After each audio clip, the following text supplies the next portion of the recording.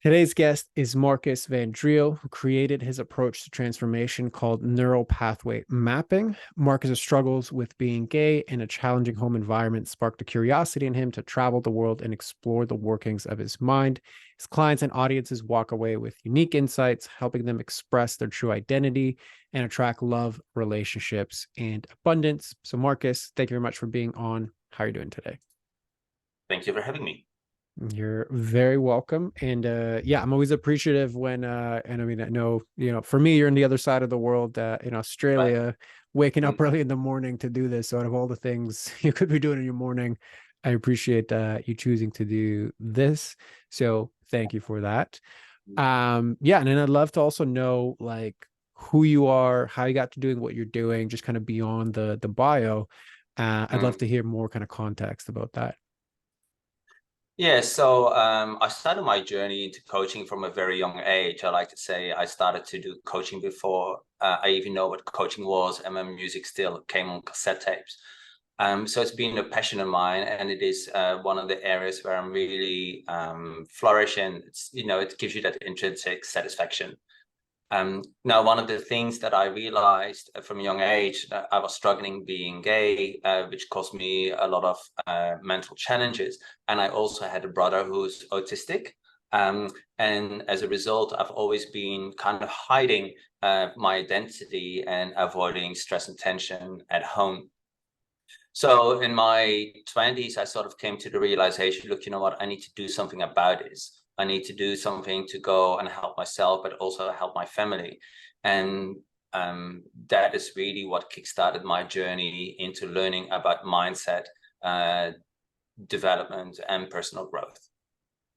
Beautiful. So I know this theme comes up often on the podcast and repeated this many, many times, but the whole idea of like your mess becomes your message, right? Like that Mm. seems to also resonate with you. So anything you want to add or comment to that? Yeah, so my coping mechanisms, like I said, were first of all hiding, but also destroying my self-confidence. It was one great way of coping and not having to deal with my true identity.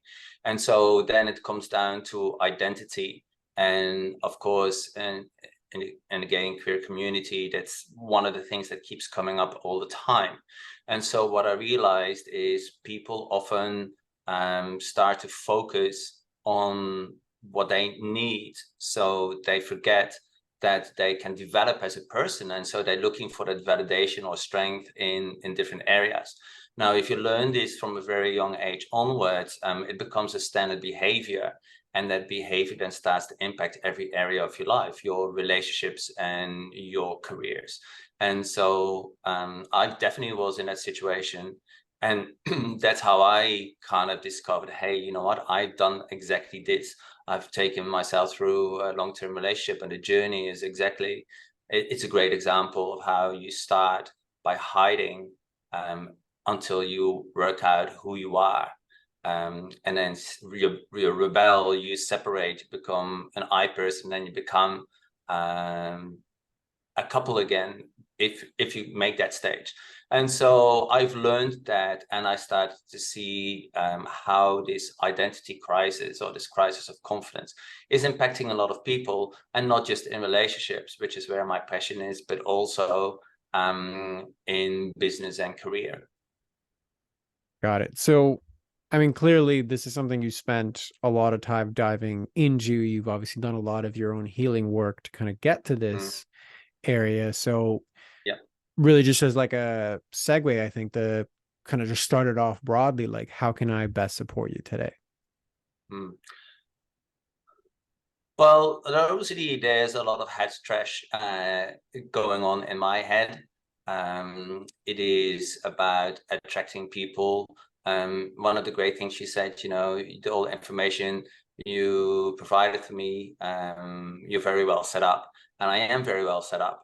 So at the moment, it is challenging to find the right clients to fit in with this. So I might attract people who then don't convert, or who have the right caliber and mindset. Like often I work very spiritually and intuitively, and I always feel that I'm the only one in a person that does this. And so I don't reach the people who do this. But when I listen to what's going on around me and other people online, they talk my talk, and they are all seem to be very successful. And so it's like, well, why? Well, we talk the same talk. While is it happening for you, and why is it not happening for me? So you kind of get into that mindset. Got it. Okay. So what is the eternal dialogue that's going through your head when this is happening? There's a sense of frustration. Why can't I put myself out there the way other people put themselves out there? And I guess it comes back to this hiding thing, when I want to step out. It is, I guess it's very scary because, I have to expose myself, and exposing myself is not something that is, based on my background, good for me, right? So it's comes to that, and then I've come out once, but now I feel like I need to come out as a whole different kind of person, and that is even exposing more of who you are, and it is really counterintuitive for me to have to do that. Got it. So like you're aware that, okay, in order for me to grow to the level that I want to grow, part of that is going to be visibility in some form, like whether that takes the form of social media and like, okay, following, or whether that's, networking and kind of being more like holding more ownership of like, this is what I do, this is what I can help you with. You need to work with me, kind of like that. The ease of Yeah. ownership of that is also what I'm hearing. In some way, shape, or form, regardless of what the form is, kind of what you need to do is you need to step up and I would even say like just a word choice, like I gotta expose myself.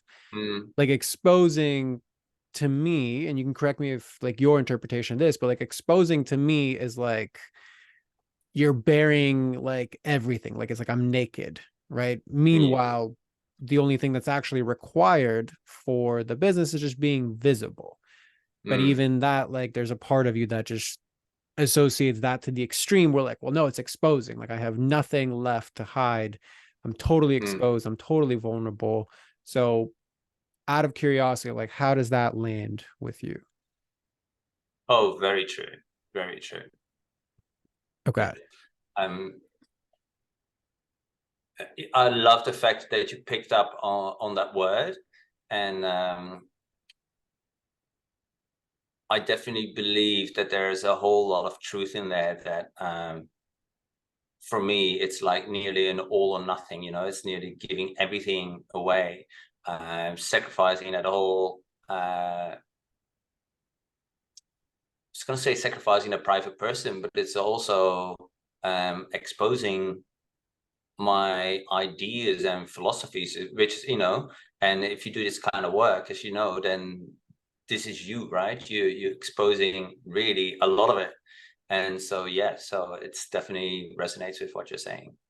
Okay. So you mentioned sacrificing it all, right? So sacrificing the private person that I am. Mm, Okay. Sacrificing my ideas and philosophy. So one thing I would reflect back to that is it's almost like this part that thinks you need to expose yourself. It's like, well, the cost of exposing myself is really the cost of sacrificing like everything, right? Like I'm naturally a private person, which mm, in this context, I would interpret that as really control. Like I mm, control who I let in, how I let in, how much I let in. mm, And then this part sees going out into the world as well, sacrificing that control. And anytime we sacrifice that control, that's a threat, which then exposes you to vulnerabilities and hurt and pain and all of that. So again, what lands for you from that? What doesn't? everything really. It's very true, and yes, I guess that's the only thing I can say about that. And even I'm listening to myself, it's like, God, like I've explored this stuff so often, but to hear it reflected back to me is, yes, this is quite strong. So This is is very strong.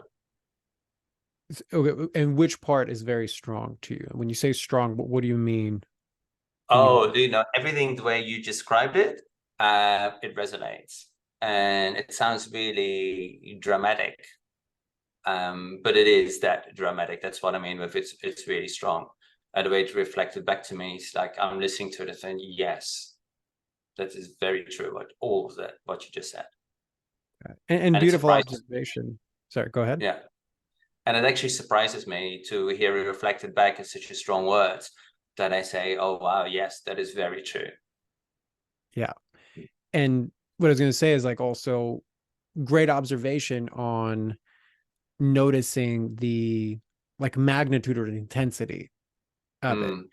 because like the parts of you that were initially wounded with regards to your identity and hiding and like you said, I needed these things to survive. Mm, They worked because they were extreme, mm, right? They're not needed anymore, right? Like you're mm, obviously grown adult, you can take care of yourself now. All those things are, quote unquote over. But as mm, far as the imprints on your nervous system and kind of where these parts exist, they're very much, it seems, stuck in the past because now they're viewing your mm, adult situation from these, like this lens of the young individual that was harmed, that was threatened, that needed safety. So they're going to look for it in safety in the same way, which is an extreme way. And the reality is like we're hardwired for these parts to always go first, which is why it's so hard to just, mm. take advice of like, yeah, well, just, go live anyway. Like, cool. Like, yeah, Yeah, that's true. That's good advice. And it's about as useless as just telling people, well, you should just, eat less and exercise more. Like that's true in yeah, every single diet, but yeah, yet so very little people can actually apply that because it lacks the nuance on what's actually happening. So yeah. anyway, I don't want to get too much on that tangent, but again, what's landing for you there? What's Mm, not? yeah. Yeah, look, use the word safety, and because you can, I guess we talked about trying to hide, but and where does this behavior come from, right? This space, this headspace, this body, this energy, um, is um, is a safety zone, right? So by opening up and stepping up and putting myself out there, it's kind of changing that safety. Well, it's kind of taking away that safety space, right? That safety barrier, and that's it's okay to get over the fear. And kind of what I'm learning is I feel I've been managing that fear and that insecurity, knowing that I have to put myself out there.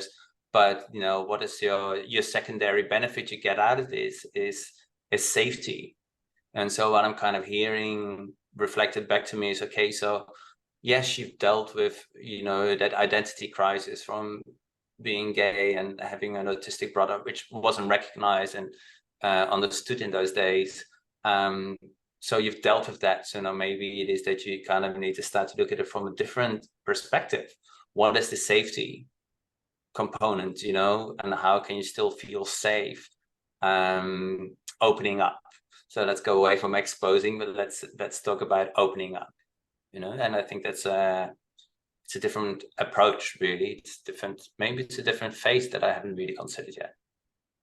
Absolutely. And again, I mean, I'm not surprised that the connections are kind of hitting for you because, again, I know Mm, this is not your first foray into diving mm, into this aspect of work. So there's just two things I wanted to reflect back to you there. It's number one, all of these things are contextual, meaning mm, healing this very issue in the aspect of your identity and who you are as far as like being gay and the autistic brother, like that's not to discount the fact that it's not gonna right away translate into visibility in mm, business and what that means. mm. You know Yeah. what I mean? Like you can quote unquote be healed in this one area, and that's great, and it's a beautiful thing. Mm, And those same parts of you are also now going to be freaked out because you can, threaten them in this area. mm. Yeah. So it's kind of like, okay, we can appreciate and celebrate where we've come, and what worked up until now clearly is not working to get me there, because this is now a different animal altogether. Yeah. So that's like number one. And then number two, I'm glad that the kind of discussion around safety is opening up for you. And I just wanted to add a nuance there, that really the safety is the intention and the motivation of these parts, but how they get there is control. And the reason that I want to throw this out your way and see how it lands is, like, everything you've described is all about narrowing the field within which you are witnessed. Meaning, when I can control who witnesses me, I feel a lot more safe. So like you mentioned, I really like public speaking. Right. So if you're speaking publicly somewhere, somebody's given you permission and you have agreed to that permission to go and speak publicly. The authority is transferred to you automatically, meaning there is a high likelihood that this environment is controlled, is likely to be safe. Therefore, like, I'm good to show up and be myself here. When you're going out into the wild west of the internet, you lose that control. If you're networking with strangers and you don't know who the strangers are, I can't, like, and when I say I mean, like, these parts of you can't control for all of the variables there. So what's the safest thing? The safest thing is to turtle and probably dilute what you say, how you say it, when you say it. And then there's never really a discussion of, like, even though internally, you can help this person, they're not seeing it because whatever it is that you're putting out. So again, how does this land for you? I liked how you brought up my public speaking, because I mean, I used to call myself a shy person or an introvert, even though I kind of learned extrovert tendencies. But when I stand in a crowd of people, as part of public speaking or delivering training, I am in control and I love it, and I am in a different world. And so it's funny that you said, it's somebody has given you permission. And I think that's absolutely right. I feel I've been put in that place, and I need to own it, and I need to control it, and I need to move it along. And I'm very good at doing those things. And it's like, yes, you've been there. It's your space. You control it. You own it. So that whole permission statement, I completely resonate with that. Beautiful. And also that permission then doesn't come easily in different areas. And it's external. Yeah. Right. What's lacking here is, like, I can actually give myself permission to be who I am. But it's like, if the other person, the authority figure, like whatever the inner narrative associates with, they're giving me permission, now I can show up. But when it's me, to give myself ownership and permission to be who I am in this area, then that's lacking. Yeah. So anything that resonates with you there? Yes. And, the giving permission externally. Like, maybe when I do a presentation or training and I stand in front of a group of people, of course, somebody else said, okay, you can go and stand there. But I think it's definitely giving me the internal permission to be that person. And so, yes, when you don't really know or see around, I mean, the question is, what do you need to give permission for? But whatever it is, I'm not giving it. So if you had to guess, what do you think you'd have to give yourself permission for?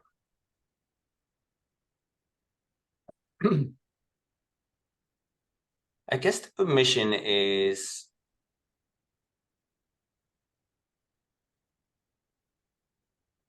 I think it's got to do around the safety, knowing that I can be safe, sharing, showing up, and putting myself out there. That it doesn't have to be something that's holding back. So I need to give myself permission towards safety of kind of being visible, like that. That's sort of what you're saying. Yes, that there is safety, give myself permission to realize or experience being safe whilst being visible. It's something like that for sure. Okay. So I think that's actually Yeah. a very interesting place that your brain went to, Mm. because if you think about it in its core essence, like nobody can give you permission to be safe, Mm. right? Like somebody gave you permission to be on stage. The safety there is like there's a part of you that sees that as safe because it's controlled. You have if if somebody gave you permission to speak at a rally that hates gay people, I don't think you would feel safe to speak there.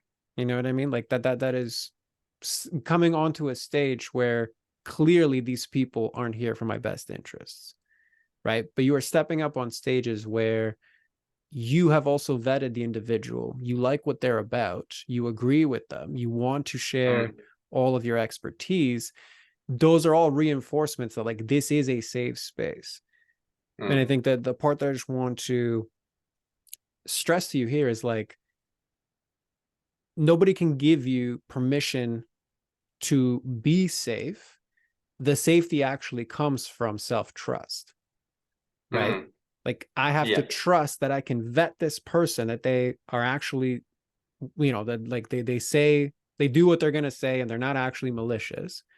Cool. You have Mm. evidence of that, that's true. And the only safety is really ever going to come from your own self-trust to now I can handle all of the crap that's going to come from more visibility.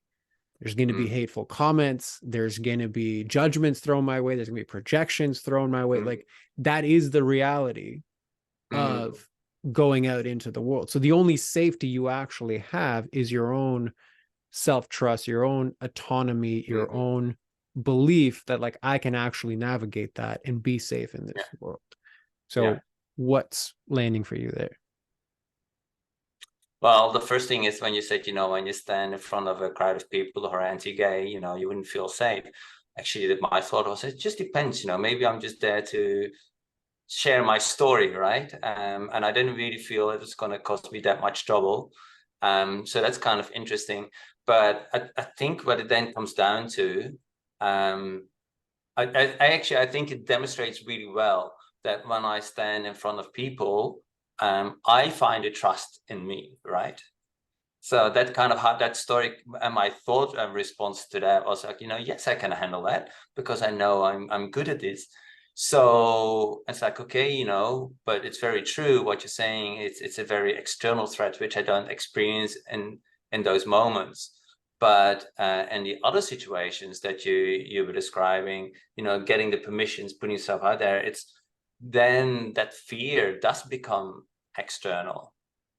So how can I make the self-trust I have presenting and speaking, how can I make that part of me in different situations?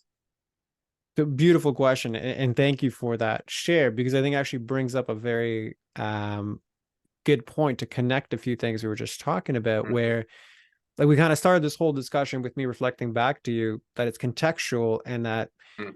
all of the healing work you've done to honor your identity as a gay man, like you can stand in your power with that, right? Like Mm. even just the hypothetical thing of like, oh, well, like maybe I can actually help these people. Like even they're all here Mm. to supposedly hate me, where Mm. your brain went to was like, no, I got this. Like I've Mm. overcome this and like I can actually help these people.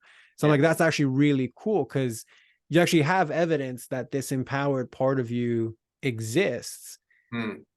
and it's there. There's just something unsafe about now doing it from the perspective of owning whether it's your skills as a coach, your worthiness to charge for this Mm. type of work, like Mm. that part we can dive deeper into. But just before we go into that, what Yeah. lands for you from that reflection?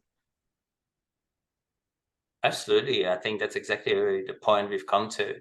And you've already linked it to the next part, I don't, if I need to have that permission externally, in attracting clients or charging for my services. It's challenging, right? So yes, I have that deep inner trust in one space, so I just need to find a way to transfer it to the other space. Absolutely. So when you just tune in, whatever, superficially, deeply, like whatever resonates with you in this moment, what feels unsafe about, let's just keep it vague and say, like, my coaching or being visible as a coach? Mm. You you use the word rejection. I think that's a big part of it. That fear of rejection, fear of my ideas and my ways of working, and I guess a fear of rejection of me. Really, that's what it comes down to. And what does it mean about you if somebody rejects your methodology?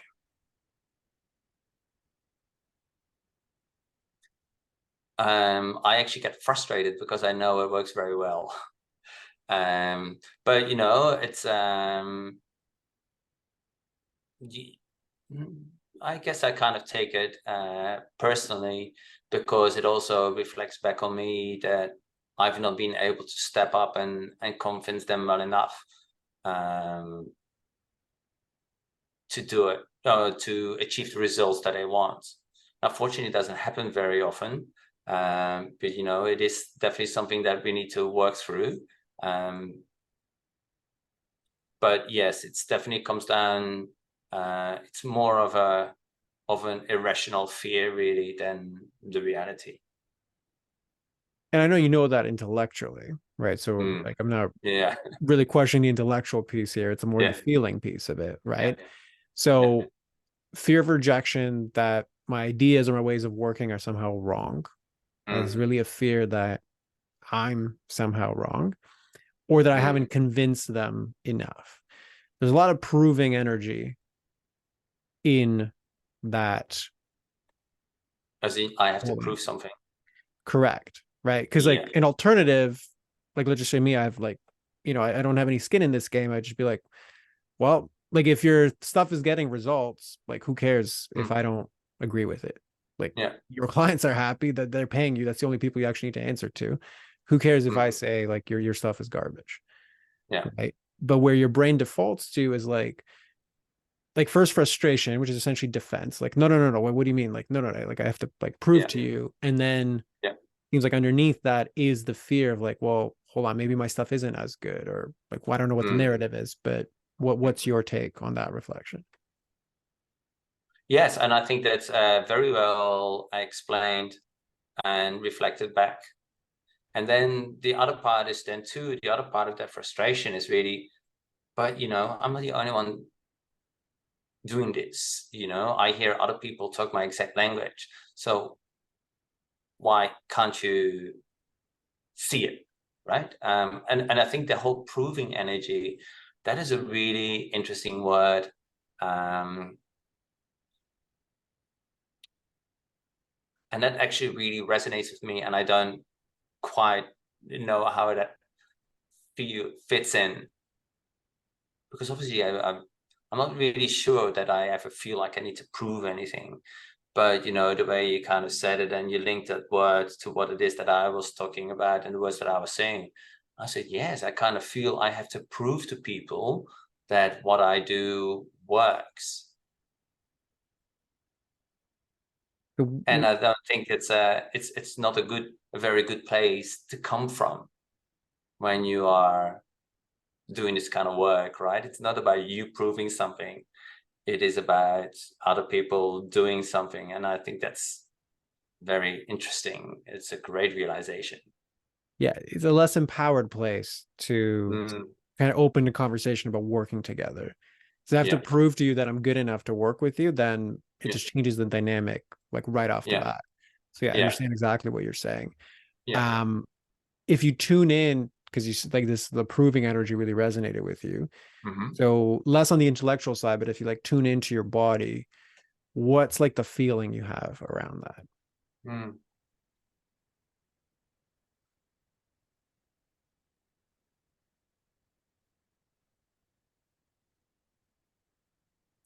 question comes up, what do I have to prove,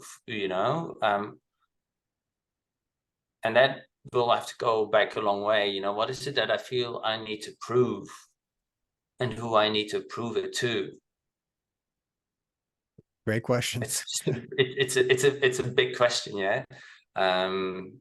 So that's really what is there,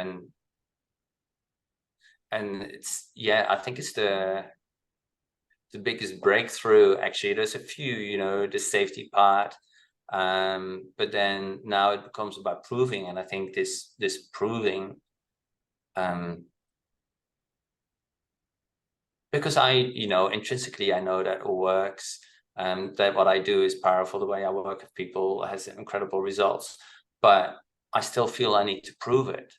And so, and proving is really, and I think about it, it's really quite an aggressive and confronting energy, right? I need to prove to you that I'm right. So yeah, and even if somebody tried to have that attitude towards me, it's like, yeah, you know what, I'm not really that interested, because you don't need to prove anything to me. This is not why I'm here. So it's a very good realization. Good. Well, I'm Not glad that something that it's we can landed. fix this time, right? Yes. So, Yeah. and I just the other interesting thing there is like, if it was outright, so meaning Mm-hmm. like if I came to you as a stranger and I was like, you know what, your stuff is bullshit. Mm. It seems to me from your response that like you're like, all right, like whatever. I don't need to prove anything to you. Like you either Mm. want or you don't. Like goodbye. Yeah. Right. Yeah. But this is all playing out internally for you before anybody even Mm. knows it. Yeah. It's almost like the proving needs to happen to you in that Mm. moment more than it actually has to happen to whoever, like let's just say it's a prospect. It maybe kind of energetically or subconsciously might get passed that way. Mm. So if that resonates with you, really, I think the question for you to explore here is, if somebody feels good enough, do they have to prove anything? Mm-hmm.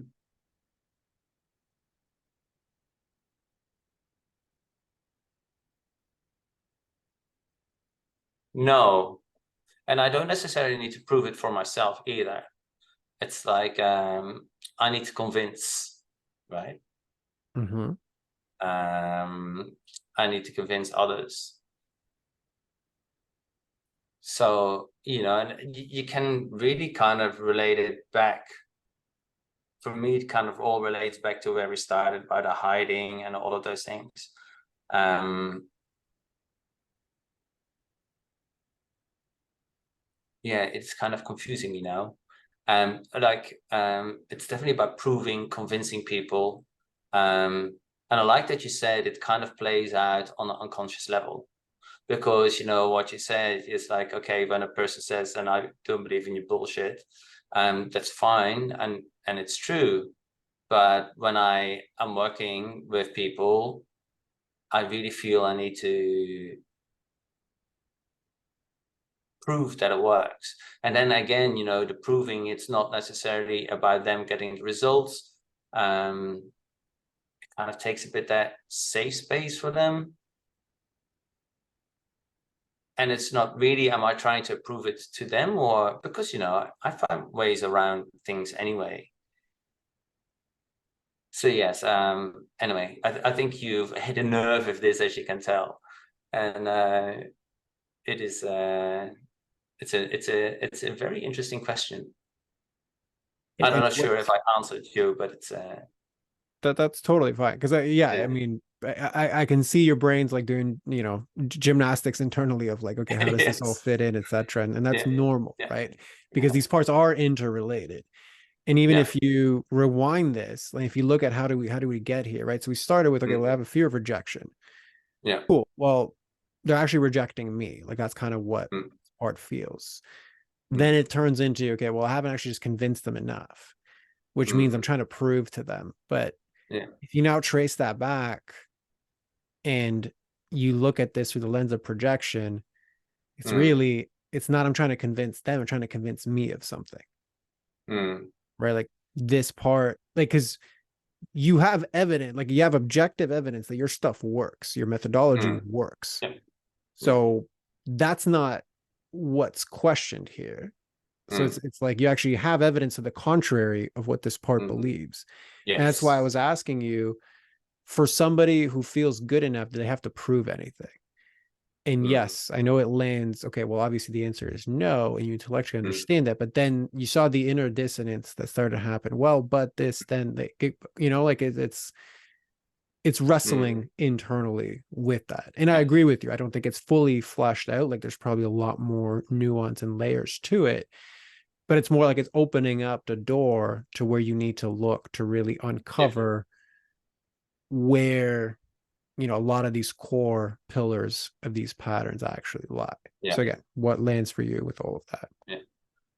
Um, we started to hide, when you were summarizing, you missed a big part of that, and it's this sense of safety. Um, and so I'm sort of kind of thinking, if I use those words and even apply it to a marketing campaign, right? I feel the safeties because I feel comfortable, I get the permission. So really it then comes down to how can you create that safety, internal safety, when you have people coming through the door, right? So in order to take that feeling away that you have to prove something, you really need to establish to people, okay, this is what I do, come and see me for this. So you already have that safety, and you give that permission, or you get that permission to be that person. So I think if you start to look and put all of these, the proving and the safety together and the permission together, I think it's a really interesting way to look at things and shift things around. And you're looking at that through the lens of like, even if I take these kind of inner concepts and apply them to my outward marketing, what would they look like? Like, is that what you were discussing? Yes, absolutely. And even presenting, right? Because I know it's there. I So would yes, agree. yeah. So I know it's there. It's not there in areas where I want it to be yet. But if that is in me anyway, then it is there. I just need to bring it out. And that is then looking at, where does the permission come from? Because it is like, at the moment, I'm looking for the permission when people are in front of me, right? But I need to get that permission before they are in front of me. And Correct. so, So I yeah. mean, yeah, I mean, I think I agree with you that this can be applied, especially in this area of Mm. like, this is your business. And I know because it's Mm. related to mine. So yeah, how you approach that with people that don't know you, there's a lot of nuances there. It takes a Mm. lot of iteration. So I agree Yeah. with you actually in all those fronts. And I think it's a really cool way to add to what isn't typically discussed in marketing type Mm. conversations. Mm. It is relevant for this type of work. So I agree with you there. And even if you get that part right, like you have Mm. the perfect message for the perfect person, whatever, Mm. the bottleneck is always going to be your ability to overcome, heal, or Mm. reconcile everything that we just discussed right now, right? Yeah. From the hiding to the not having the safety to actually be visible, to the Mm. associations between visibility and like exposing myself, to the fears of rejection, to the proving, Yeah. like that's always going to be the bottleneck, even if you have Yeah. the perfect marketing message and strategy, right? And Yeah. that's a Yeah. big part of like what I do with a lot of clients was like they spend so much time perfecting the marketing stuff Mm. while not realizing that really they're perfecting it while they're carrying 50-pound backpacks trying to climb this mountain of Mm. marketing, Yeah. right? So if Yeah. you take that off, it's a lot easier and faster to like go there. So Yeah. again, what lands for you there? Mm. Very true.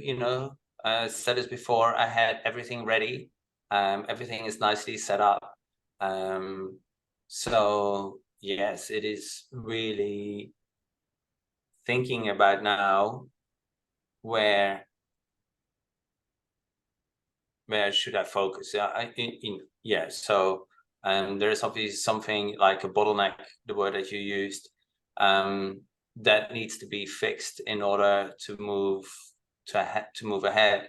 It is like the image comes up as like a clogged pipe, and you need to unclog it. And once you unclog that, the flow happens.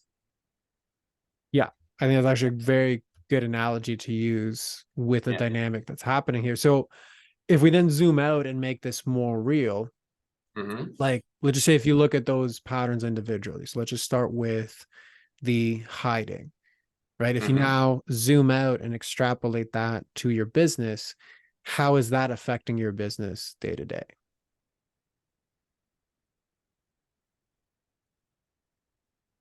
Well, the hiding obviously is kind of protecting parts of me, and I still do that.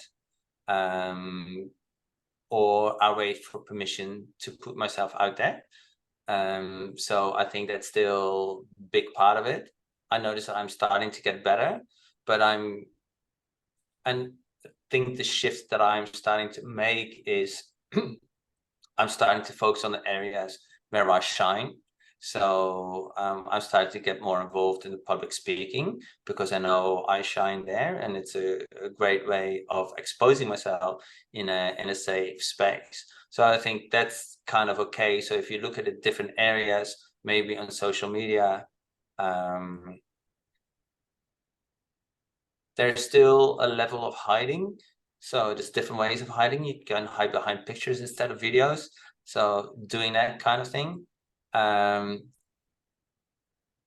So then the next part after the hiding would really be the permission.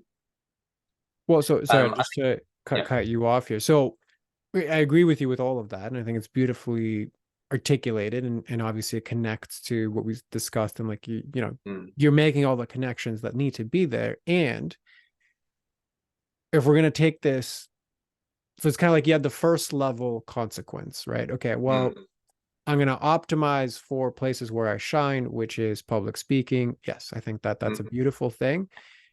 And one aspect of myself where I hide, it's going to negatively impact social media. Okay. So the reason I always ask people to go to like second and third order consequences, it makes it real, the connection between me, and because I am the business, then therefore like I need to be as in touch with reality as possible if I'm going to make the best progress.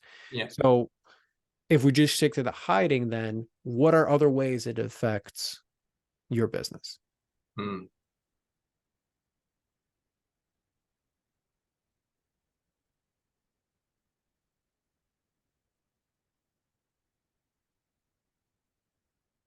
Well, it's definitely reaching out to people. I think it's definitely a part of that hiding. And even when you reach people, to then open up and to kind of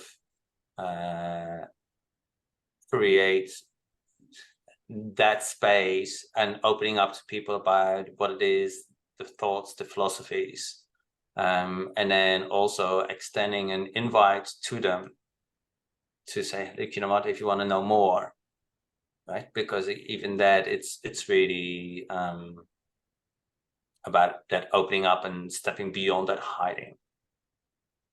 So basically, like I because I hide, I make less offers than I might. Yes. Okay, perfect. Yeah. So if I make less offers, I make less money. Yes. Okay, perfect. And what about in terms of, let's just say, like your messaging, right? Because that's going to align with that as well. Is there a part of you that, because the safety is found in the hiding, is there a part of it that dilutes your message or how you show up in the world? I don't think it dilutes the message, but it sometimes makes me wonder whether my message is right. So I work a lot with around love, relationships, when it's like what you said, you showing you're helping a person, you're helping the person behind being the entrepreneur, right? So that's where you work. And that's kind of how I see it as well. When I talk about relationships, I work on the person behind the relationship to support the relationship. And again, it's a great example where different people have similar philosophies and we're so aligned. And then at the same time, it is like, oh, is that really doing the right thing? So then I start to wonder whether I should change my direction, whether I should change my focus, and all of those things. So that kind of then dilutes that message, or maybe not even a message, but the focus. Okay, so basically, like, I question myself and change things too many times before seeing if they actually work. Yes. Okay, Yeah. got it. And because you mentioned towards the beginning that, like, okay, even if I've tried like paid advertising, I'm getting the wrong people, which fair enough, like actually happens all the time, and that's its beast Yes. in and of itself to like navigate and filter through that. Um, is that something that sometimes happens even organically, like you're just kind of talking to the wrong people? I talk to nice people organically. Oh, you mean online or in life?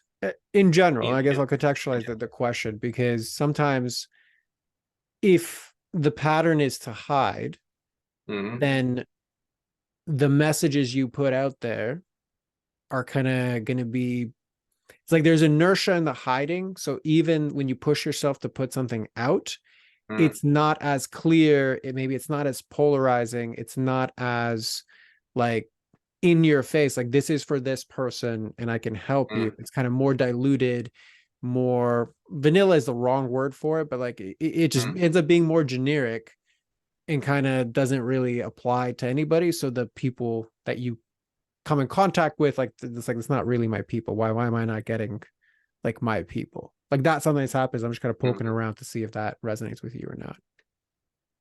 I think my messaging and my direction is pretty strong at the moment, but I think it does kind of bring. So I know I love working in the LGBTQ space in relationships, but again, I work on the person behind, and then automatically I can add to that. So basically, whatever I do works for everybody, right? So there will be situations where I starting to try to steer away from that to appease other people if I'm not in the LGBTQ space. So I think that, I mean, if you look online, my messaging is very strong and I'm very clear about it. So I think that's okay. But yes, in certain situations, I try to dilute what I do as to not to alienate people. Right. So I think that is where there could be some business impact, where if you're optimizing to not alienate people, it also means you're optimizing to not attract the right people. Because the only way to not alienate people is to be as generic as possible and kind of not push anyone away. Right. But it's by virtue of pushing somebody away, not maliciously, but just this is not for me, then it tells it like right off the bat, you know who it is for. So that's the part I would invite you to consider, how hiding also affects you there. Yeah. Anything to add to that, or that's just kind of, it makes sense?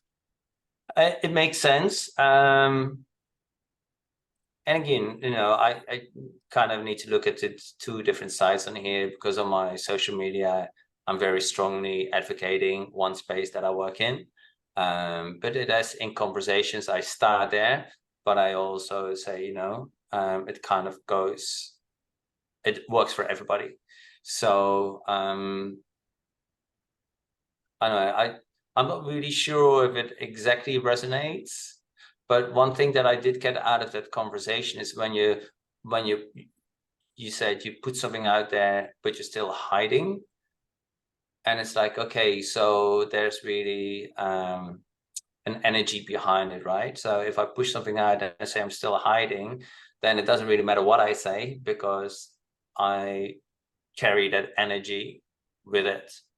And to me, that's very important. So that's, of all of the things, that's really how I resonate with that statement. I don't necessarily think, because, you know, I'm proud of the work that I do. And yes, I will say to people, you can do anything. It works for everybody. So I don't necessarily feel that's some of the things didn't really resonate. I had to think about it, but really what resonated with me, if you put a message out and you still say, okay, you know, you put this hiding energy behind it, then it's not going to be successful. Got it. Yeah. Yeah. So And to I like think that's seep the into, takeaway.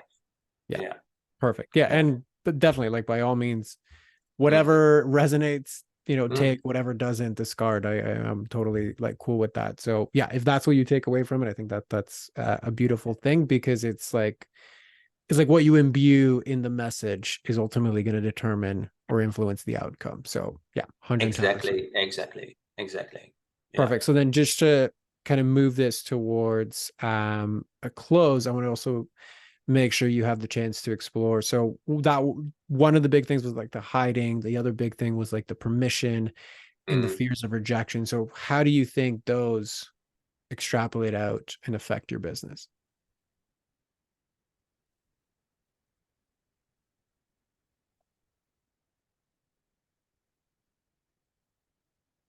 Um, I think, you know, it is the message that you know, the last part we talked about, it is the feeling or that you insert subconsciously or energetically in your message, right? And I think that is, you know, if you think about trying to hide, protecting your safety, um, waiting for permission, these are all things that kind of say, okay, you know what, I'm not open for business, right? So if you look at it that way, I can see how all of these things are actually impacting how my messages go out.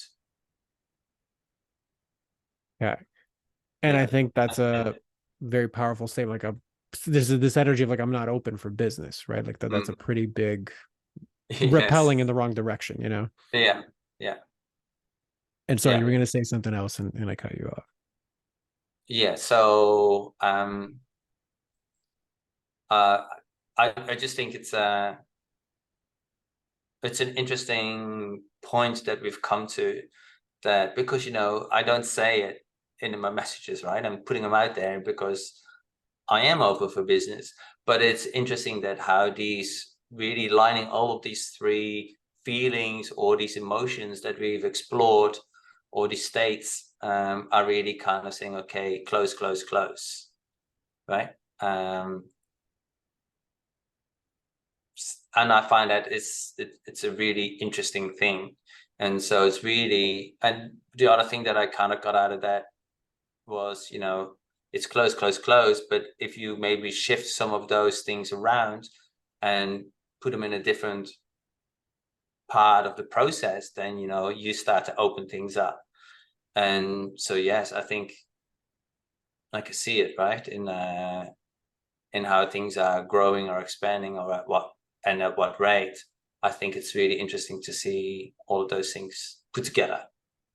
Beautiful. I'm very happy to hear that kind of the Yeah. tapestry is kind of making sense. So Yeah. that's a beautiful thing. Yeah, and then just for the sake of time, I want to make sure we move this into a close. Mm. In terms of like mapping out what, head trash or emotional blocks are currently present for you right now and how they're affecting your business, like, does this feel complete for you, or is there still something left outstanding? Um, I really feel that we've explored a whole lot of things.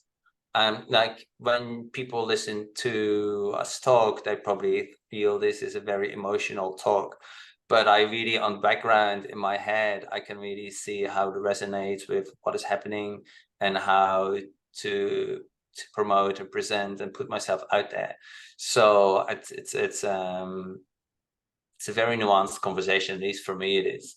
And so I definitely feel that we've put a lot of things in place that I can start to transform. Beautiful. or Yeah. that can lead to transformation. So yeah, it's been a very interesting journey to come to this point. Love it. Mm. Well, Yeah. yes, definitely. I Yeah. agree with all of those sentiments. So yeah, if this then feels complete for you, floor is yours to just let everybody know, where to find you, who's the best person to find you. Here's your opportunity to be visible and Great. promote yourself. So there you Thanks go. for putting me on the spot now. I guess there's been enough visibility for the last 45 minutes or so. Yes, so they can find me on LinkedIn and Instagram, and they can use me, search for me by name, which is Markus Van Driel, MarkusVandriel. But on Instagram, you can just look for the Gay Relationship Coach, and I'm one of the top people to appear on the list. So that is much easier for people to find sometimes. Beautiful. Well, as always, we will include that in the show notes. But Markus, thank you very much for coming on and allowing yourself to be witnessed in this way. I mean, this is kind of deep dive into visibility of all sorts. So I Yes, acknowledge you yes. for that. Yeah, thank you. Thank you for having me. You did a great job. Thank you very much. I Yeah. appreciate that. And yes, thank you for being on. And for everybody else listening, we'll see you on the next one.